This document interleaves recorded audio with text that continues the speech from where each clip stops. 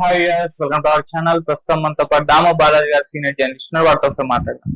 Sir నమస్కారం. Sir are Narayanamurthy గారు బాలకృష్ణ గారు అసెంబ్లీలో చేసిన వ్యాఖ్యలకు కౌంటర్ గా దాన్ని వ్యతిరేకిస్తూ ఒక ప్రెస్ మీట్ పెట్టి మాట్లాడడం మనం చూస్తాం సార్. అక్కడ బాలకృష్ణ గారిని వ్యతిరేకిస్తూ జగన్ ఎటువంటి అవమానం చేయలేదు ఇండస్ట్రీని అని చెప్పేసి మాట్లాడుతూ చిరంజీవి గారిని పొగుడుతూ కామెంట్స్ అయితే చేయడం జరిగింది సార్. ఇప్పుడు దీనిపైన ఒక చర్చ జరుగుతుంది. దీని వెనకాల ఏమన్నా చిరంజీవి గారు ఉన్నారా, చిరంజీవి గారే నారాయణమూర్తి గారు ఈ విధంగా ప్రెస్ మీట్ పెట్టి మాట్లాడించారా, అందుకని చిరంజీవి గారు కూడా దీన్ని వదిలే ప్రసక్తి లేదు అన్నట్టుగా బిహేవ్ చేస్తున్నట్టుగా తెలుస్తుంది. మరి నారాయణమూర్తి గారు ప్రెస్ మీట్ పైన మీ కామెంట్స్ ఏంటి, మరి దీని వెనకాల చిరంజీవి గారు ఉండే అవకాశం ఉందా సార్, మీరేం చెప్తారు?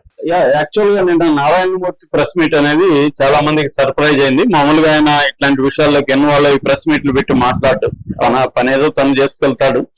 తను ఏదన్నా తన మీద తన గురించి చెప్పుకోవాలన్నా సినిమా గురించి చెప్పుకోవాలన్నా ప్రెస్ మీట్లు పెడతాడు తప్ప, లేదు చిన్న సినిమా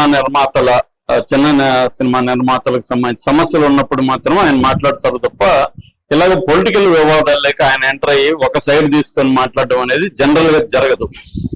ఎందుకంటే నారాయణమూర్తికి ఒక ఇంటిగ్రిటీ ఉంది. ఆయన డబ్బులు కమ్ముడుపోయే మనిషి కాదు, లేకపోతే ఒక రాజకీయ పార్టీకి కొమ్ము కాసే వ్యక్తి కాదు. ఆయన నిజమని నమ్మింది, ఆయన ఏమనుకుంటే అది మాట్లాడే నేచర్ ఉంది. ఆయనకి అనేక సార్లు డబ్బులు బ్లాంక్ చెక్లు కూడా ఆఫర్ ఇచ్చారు. ఒకసారి మన పూరి జగన్నాథ్ కూడా బ్లాంక్ చెక్ ఇచ్చి, సార్ నా దాంట్లో మెయిన్ విలన్ రోల్ ఉంది, మీరు ఎంత కావాలో వేసుకోండి, మీరు చేయండి అంటే ఆయన సున్నితంగా రిజెక్ట్ చేశాడు. నేను చేయను సార్ అని. చాలా సార్లు ఆయనకు ఆఫర్లు వచ్చాయి, కానీ ఆయన చేయలేదు. ఆయన నమ్మిన సినిమాలో అది ఆడినా ఆడకపోయినా అవే తీసుకుంటూ ఉండే వ్యక్తి ఆయన. సో అలాంటి ఆయనకి అలాంటి వాళ్ళకి ఏంటంటే క్రెడిబిలిటీ ఉంటుంది. వాళ్ళు ఒక మాట చెప్తే ఇది కావాలని చెప్పరు, వీళ్ళు దీని వెనక ఏ ఉద్దేశాలు ఉండవు, అన్ని వర్గాలు కూడా గౌరవిస్తాయి. అలాగే నారాయణమూర్తి నిన్న పెట్టి ప్రెస్ మీట్ పెట్టడం అనేది బాలకృష్ణకి డ్యామేజింగ్ గా ఉంది, చిరంజీవికి అనుకూలంగా ఉంది, జగన్ కూడా అనుకూలంగా ఉంది. సో కాకపోతే నారాయణమూర్తి పెట్టడం వెనక చిరంజీవి చేయించాడు, ఇది నారాయణమూర్తితో మీటింగ్ పెట్టాడు. ఎందుకంటే ఇప్పుడు ఆ మీటింగ్ పోయిన మిగతా వాళ్ళు పెట్టే పరిస్థితి లేదు. రాజమౌళి పెట్టి మాట్లాడలేడు, ప్రభాస్ పెట్టలేడు, మహేష్ బాబు పెట్టలేడు, వీళ్ళెవరు పెట్టలేరు. ఓన్లీ నారాయణమూర్తి అయితే పెట్టగలడు. రెండోది నారాయణమూర్తికి క్లీన్ ఇమేజ్ ఉంది కాబట్టి నారాయణమూర్తి మీటింగ్ పెట్టించి చిరంజీవి చెప్పిందే కరెక్టు, ఆయన లేఖలో ఏం చెప్పాడో అదే కరెక్టు అని మాట్లాడాడు. బాలకృష్ణ గురించి నేను కామెంట్లు చేయనని చెప్పాడు. మామూలుగా ఏంటంటే ఎప్పుడైనా కూడా ఏది చెప్పామో ఏది చెప్పలేదు అనేది ఇంపార్టెంట్. నువ్వు చెప్పాల్సిన అవసరం లేదు సపరేట్ గా. చిరంజీవి లేక కరెక్ట్ అంటే అర్థమేమి, బాలకృష్ణ తప్పనే కదా ఆటోమేటిక్ గా. సో అది ఇప్పుడు దాన్ని పట్టుకొని వైసీపీ వాళ్ళు దాన్ని వైరల్ చేస్తున్నారు, చూడండి ఇది ఇచ్చారని చెప్పి. అంటే నారాయణమూర్తిని చిరంజీవి ఎందుకు పెట్టించాడు అనేది ఇప్పుడు చర్చ వస్తుంది. చిరంజీవి లేఖ ఇచ్చాడు, ఆ లేఖకి బాలకృష్ణ స్పందించలేదు ఇప్పటి వరకు, కాబట్టి చిరంజీవి లేఖే ఫైనల్, అంటే ఆయన చెప్పిందే ఫైనల్ గా ఉంది. దాని మీద ఎవరేం మాట్లాడలేదు. అట్లాంటప్పుడు అంటే ఎవరేమంటే పెద్ద స్థాయిలో ఎవరేం మాట్లాడలేక బాలకృష్ణ అభిమానులు కానీ లేకపోతే తెలుగుదేశం కేడర్ కానీ మాట్లాడుతున్నారు. చిరంజీవి భయపడిచ్చాడనో లేకపోతే ఇంకోటనో, చిరంజీవికి అవమానం జరిగింది, అవమానం జరిగితే కూడా ఒప్పుకోలేని వాడు, పైగా చిరంజీవి ఎందుకు వెళ్ళాడు, తన సినిమా కోసం అక్కడ వాల్తేరు వీరయ్య కోసం వెళ్ళాడు తప్ప ఆయనేమి ఇండస్ట్రీ కోసం వెళ్ళలేదు అన్న విమర్శలు కూడా వస్తున్నాయి చిరంజీవి లేఖకు సంబంధించి. కానీ బాలయ్య గాని అఫ్సల్ ఎవరు మాట్లాడలేదు. ఈ లోపల ఎందుకు నారాయణమూర్తి మాట్లాడాడు. నారాయణమూర్తి క్లియర్ గా ఏం చెప్పాడంటే, చిరంజీవి ఇట్లా నాకు ఫోన్ చేశాడు, నేను ఢిల్లీలో ఉన్నానప్పుడు, సో నాకు చిరంజీవి ఫోన్ చేసి ఇలా మీరు రావాలి అన్నాడు, నేను వస్తానన్నాను, మేము వెళ్ళి మాట్లాడాము, చిరంజీవి గారు చొరవ తీసుకున్నాడు, ఆయన చొరవ వల్లే ఇండస్ట్రీకి మేలు జరిగింది చిరంజీవి అని చిరంజీవిని విపరీతంగా దాంట్లో పొగిడాడు. బాలకృష్ణ గురించి నేనేం మాట్లాడిన అన్నాడు. ఆ తర్వాత జగన్ కూడా పొగిడాడు. జగన్ మా అందరికి సాదరంగా ఆహ్వానించాడు, మా సమస్యలు విన్నాడు, ఆయన పరిధిలో ఉన్నవన్నీ చేస్తానన్నాడు, చేశాడు, అవన్నీ కూడా చెప్పాడు. అయినప్పటికీ కూడా ఇంకా సమస్యలు ఉన్నాయి. ఇప్పుడు కూడా తెలుగుదేశం ప్రభుత్వం కానీ పవన్ కళ్యాణ్ కానీ మాకు న్యాయం చేయాలి చిన్న సినిమా నిర్మాతలకు అనేది కూడా ఆయన చెప్పాడు. చిరంజీవి అంటే ఇక్కడ ఏమవుతుందంటే ముందు నుంచి కూడా దాసరి నారాయణరావు తర్వాత ఇండస్ట్రీ పెద్దెవరు అంటే మామూలుగా ఇండస్ట్రీకి సంబంధించి అనేక బాడీస్ అయితే ఉంటాయి, నిర్మాణాలు ఉంటాయి. కానీ అంటే ఎఫ్డిసి లాంటి గవర్నమెంట్ కావచ్చు, లేకపోతే ఫిల్మ్ ఛాంబర్ కావచ్చు, ప్రొడ్యూసర్ కౌన్సిల్ కావచ్చు, కావచ్చు, ఇలాంటి రకరకాల నిర్మాణాలు ఉన్నాయి. కానీ వీటిని ఏదన్నా డిస్ప్యూట్స్ వచ్చినప్పుడు ఎవరో ఒక పెద్ద మనిషి మాట వినే పరిస్థితి ఇండస్ట్రీలో ముందు నుంచి కూడా ఉంది. ఆ రోల్ ఇంతకు ముందు దాసరి నారాయణరావు ప్లే చేశాడు. దాసరి నారాయణరావు ఏదన్నా ఇట్లాంటి డిస్ప్యూట్ వచ్చినప్పుడు ఆయన కూర్చొని పెట్టుకొని మాట్లాడి ఇరు వర్గాల్ని కలిపి ఒక తీర్మానాలు చేసేవాడు.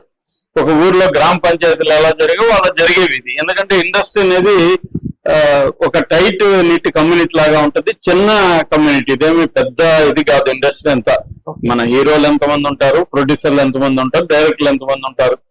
సో కాబట్టి ఇది డీల్ చేయడం ఈజీ అయింది. ఇప్పుడు ఏమైంది, దాని తర్వాత చిరంజీవి ఆ రోల్ తీసుకోవాలనుకున్నాడు. చిరంజీవి రాజకీయాల్లో ఉన్నాడు, పొలిటికల్ పార్టీ పెట్టాడు. రెండోది ఆయన సుదీర్ఘకాలం ఒక కింది స్థాయి నుంచి ఫైట్ చేసుకుంటూ పైకి వచ్చిన వ్యక్తి.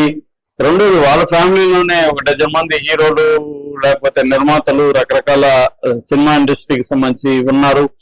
కాబట్టి వాళ్ళ తమ్ముడు డిప్యూటీ సీఎం, ఇంకొక తమ్ముడు ఎమ్మెల్సీగా ఉన్నాడు. చిరంజీవి అనుకుంటే కేంద్ర మంత్రి అవడం కూడా పెద్ద కష్టం కాదు ఇవాళ ఉన్న కండిషన్ లో. అయినా కూడా చిరంజీవి అవన్నీ వద్దు, నేను సినిమాలో చేసుకుంటున్నా అన్నాడు. కాబట్టి ఆయన సినిమా ఇండస్ట్రీకి సంబంధించి ఏదో ఒక రకంగా స్పందిస్తున్నాడు. తన వల్ల వీలైనంత హెల్ప్ కూడా చేస్తున్నాడు. కరోనా టైంలో కూడా ఆయన ఆర్గనైజ్ చేశాడు, చాలా మందికి హెల్ప్ చేశాడు కరోనా టైంలో కూడా. అలాగే ఎప్పుడే ఎవరు వెళ్ళి చిరంజీవికి సమస్యలు చెప్పుకుంటానన్నా ఆయన రెడీగా ఉంటాడు. మొన్న కూడా కార్మికులకి ప్రొడ్యూసర్ల మధ్య గొడవలు వచ్చినప్పుడు కూడా చిరంజీవి ఇన్వాల్వ్ అయ్యారు కొంతవరకు. కానీ అదే చిరంజీవి స్థాయిలో పరిష్కారం కాలేదు కాబట్టి రేవంత్ రెడ్డి ఇన్వాల్వ్ కావాల్సి వచ్చింది. సో ఈ నేపథ్యంలో ఇక్కడ ఏంటంటే చిరంజీవి పెద్దరికాన్ని ప్రధానంగా ఇద్దరు వ్యతిరేకిస్తారు. ఒకరు మోహన్ బాబు, ఒకరు బాలకృష్ణ. బాలకృష్ణ ముందు నుంచి కూడా కాంపిటెంట్ గా చూస్తాడు చిరంజీవిని. రెండోది తనే గ్రేట్, తన వంశమే పెద్దది, మాట్లాడితే మా నాన్న అనడం, మా బ్లడ్ మా బ్రీడ్ వేరే అనడం, ఇవన్నీ గతంలో కూడా ఉన్నాయి. చిరంజీవిని తీసిపారేసినట్టుగా మాట్లాడడం, ఇవన్నీ బాలకృష్ణ దగ్గర ఉన్నాయి. బాలకృష్ణతో ఉన్న సమస్య కావచ్చు, లేకపోతే ఆయన క్వాలిటీ ఏంటంటే ఆయన ఫిల్టర్ లేదు. ఆయన మామూలుగా ఏదనుకుంటే అది మాట్లాడేస్తా ఉంటాడు. ఎవరేమనుకుంటారో అనేది ఉండదు. ఆచితూచి మాట్లాడే నేచర్ ఆయనది కాదు. అది తప్పైన మాట్లాడేస్తాడు. అందుకని ఆ మధ్య కూడా అక్కినేని తొక్కనే అనడం, అంతకుముందు ఆడవాళ్ళకి ముద్దైన పెట్టాలి, కడుపైన చేయాలని మాట్లాడడం, ఇలాగా దాని పర్యవసనాలు ఆలోచించకుండా ఇంపల్సివ్ గా రియాక్ట్ అయిపోతుంటాడు. దాని తర్వాత కూడా సారీ చెప్పిన చరిత్ర మనకు లేదు, సైలెంట్ అయిపోతుంటాడు. జనం కూడా ఆయన్ని ఇతను ఇంతేలే, ఇతని స్వభావం అని పెద్ద సీరియస్ గా తీసుకోవడం మానేసరి జోక్లు వేసుకుంటూ ఉంటారు బాలయ్య అనేసి. ఆయన అనేక సార్లు కొట్టినా కూడా ఆయన మీద కేసులు కానీ ఏమీ లేవు. సో అలా వదిలేశారు ఆయన. కానీ ఇప్పుడు అసెంబ్లీలో మాట్లాడడం అనేది అదేంటంటే రికార్డులకు వెళ్ళిపోతుంది. అసెంబ్లీ రికార్డులకి అసెంబ్లీలో మాట్లాడేసరికి అది పైగా చిరంజీవి గురించి చెప్తున్నప్పుడు చిరంజీవి అడిగాడు, జగన్ ని గట్టిగా అడిగాడు అన్నప్పుడు ఎవడు అడగలేదని అన్నాడు. ఇప్పుడు ఏకవచనం మాట్లాడచ్చా లేదని చాలా మంది చర్చ. తెలంగాణలో ఎవడనేది తప్పు కాదు, రాయలసీమలో ఎవడనేది తప్పు కాదని. ఇక్కడ అది కాదు చర్చ. అసెంబ్లీలో మాట్లాడేటప్పుడు ఆయన మాట్లాడిన పద్ధతి, టోను, ఇదంతా కూడా హట్టింగ్ గా ఉంది. ఓన్లీ డూనా రూనా అనేది కాదు అక్కడ ఆయన మాట్లాడిన పద్ధతి. సో అక్కడ చిరంజీవి అని చెప్తుంటే నువ్వు ఎవడు అడగలేదు అక్కడ అని ఒక దాని ఏమంటారు కేర్లెస్ కొట్టేసే పద్ధతిలో మాట్లాడాను. అట్లాగే జగన్ కూడా సైకో గాడు అని అనడం, అంటే ఇవన్నీ అట్లాగే ఆయన పద్ధతి. ఆ అద్దాలను తీసి పైన పెట్టడం, గ్లాసెస్ ని. సో ఇదేదో ప్రెస్ మీట్ లో మాట్లాడినట్టు, లేకపోతే ప్రైవేట్ ఫంక్షన్ లో. అసెంబ్లీకి కొన్ని పద్ధతులు ఉంటాయి, ఆ పద్ధతుల్ని ఫాలో కావాల్సి ఉంటది. అవి ఆయన ఫాలో కాలేదు. రెండోది ఆయన చెప్పింది అబద్ధం అనేది కూడా ప్రూవ్ అయింది. ఈయన వెళ్ళలేదు, ఈయన వెళ్ళనప్పుడు ఈయనకేం తెలుసు, చిరంజీవి అడిగలేదు, ఈయనకి తెలుసా తెలీదు, అతనికి కూడా తెలియదు, కామినేనికి కూడా తెలియదు. కామినేని చిరంజీవి అడిగాడో లేదు, కామినేని చూసాడా తెలీదు. తెలియకుండా జగన్ ని టార్గెట్ చేయాలనేది వీళ్ళిద్దరు ఉద్దేశం. కానీ అనుకోకుండా తగిలింది ఏంటంటే క్యాజువాలిటీ చిరంజీవి తగిలింది ఆ దెబ్బ. జగన్ కి మామూలే, జగన్ ని సైకో అనే తెలుగుదేశం నాయకుడు ఎవడు ఉన్నాడు, అతనికి సైకో గాడ్ అనేది ప్రతి ఒక్కరు అంటారు. జగన్ కాదు అలవాటే, జగన్ పట్టించుకోడు. జగన్